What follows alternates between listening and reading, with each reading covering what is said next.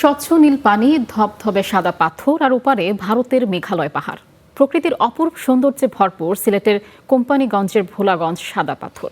ঈদের ছুটি শেষে এখনও সেখানে পর্যটকদের ভিড়। স্বচ্ছ নীল পানির বুকে ছড়িয়ে ছিটিয়ে থাকা ধবধবে সাদা পাথর আর পেছনে সবুজ পাহাড়। প্রকৃতি যেন নিজ হাতে সাজিয়েছে এই অপার সৌন্দর্য। সিলেটের কোম্পানিগঞ্জ উপজেলার ভোলাগঞ্জে অবস্থিত সাদা পাথর, যা ধলাই নদীর উৎস মুখে গড়ে ওঠা এক মনোমুগ্ধকর পর্যটন স্পট। ভারতের মেঘালয় পাহাড় থেকে নেমে আসা পানির স্রোত শত শত বছর ধরে এঁকেছে প্রকৃতির এই নয়নাভিরাম চিত্রপট। তাই এলো ইনোভার, যেন আপনি লাইফে থাকেন রেডি প্রতিদিন। Innova, designed for now. ঈদের ছুটি শেষ হলেও এখনও উৎসবের আমেজ।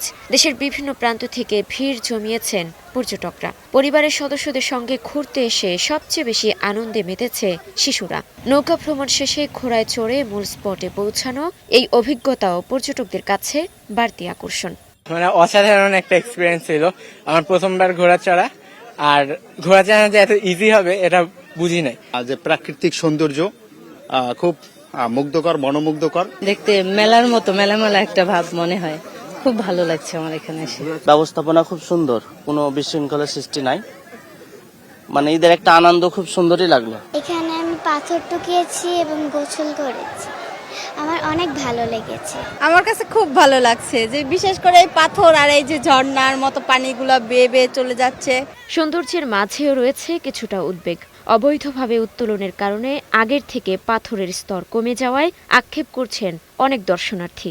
এক বছর আগে আমরা যেরকম পাথর দেখছি এখন এরকম নাই, এটাই সবাই একটা আফসোস আর কি। পাথর আমি যা দেখছিলাম ভিডিওতে বা যা শুনেছি তার থেকে একটু কম দেখা যাচ্ছে, এই বিষয়টা একটু আমার কাছে উদ্বেগজনক মনে হলো। এখানে সাদা পাথরগুলা যদি আরো সুন্দরভাবে একটু সংরক্ষিত করা যেত। তবু ঈদকে ঘিরে পর্যটকদের ব্যাপক উপস্থিতিতে আবারও প্রাণ ফিরে পেয়েছে সাদা পাথর। এতে খুশি স্থানীয় ব্যবসায়ীরাও।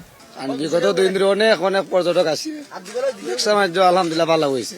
আগের বছর থেকে এই বছর ঈদের পর্যটকও অনেক বেশি, আর আগে থেকে অনেক চলে, বর্তমানে ভালো চলে। খুশি ওঠা সম্ভব হয়েছে, কারণ এখন মানুষগুলাও বেশি আসতেছে, বেচা কিনাও ভালো হচ্ছে। পর্যটকদের নিরাপত্তা ও শৃঙ্খলা নিশ্চিতে কাজ করছে আইন শৃঙ্খলা বাহিনী।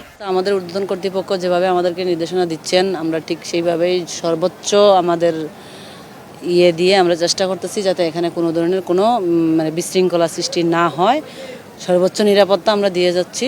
ঈদ পরবর্তীতে পর্যটক যারা আসছেন তাদের সার্বিক নিরাপত্তার জন্য আমরা টহল জোরদার করেছি। লাল পতাকা অতিক্রম করে ভারতে ভিতরে প্রবেশ করতে না পারে তার জন্য আমরা সর্বোচ্চ চেষ্টা করতেছি। প্রকৃতির এই অনন্য উপহার রক্ষায় প্রয়োজন কার্যকর নজরদারি ও টেকসই ব্যবস্থাপনা। Desk report, star news.